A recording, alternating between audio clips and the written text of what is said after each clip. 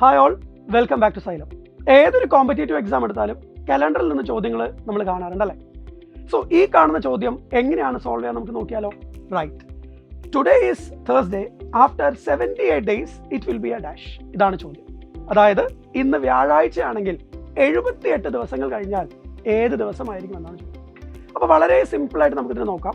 ഇന്ന് വ്യാഴാഴ്ചയാണെങ്കിൽ നാളെ എന്തായിരിക്കും? വെള്ളി അല്ലേ. അതായത് ഒരു ദിവസം കഴിഞ്ഞ് കഴിഞ്ഞാൽ വെള്ളിയാഴ്ചയാണ്. അതായത് ഒരു ഓഡ് ഡേ കഴിഞ്ഞ് കഴിഞ്ഞാൽ വെള്ളിയാഴ്ചയാണ്. അങ്ങനെയാണെങ്കിൽ ഈ തന്നിരിക്കുന്ന 78 ദിവസങ്ങളിൽ എത്ര ഓഡ് ഡേയ്സ് ഉണ്ട് നമ്മൾ കണ്ടുപിടിച്ചാൽ മതി.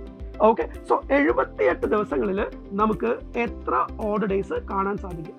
എങ്ങനെയാണ് നമ്മൾ കണ്ടുപിടിക്കുക? 78 ഡിവൈഡഡ് ബൈ 7.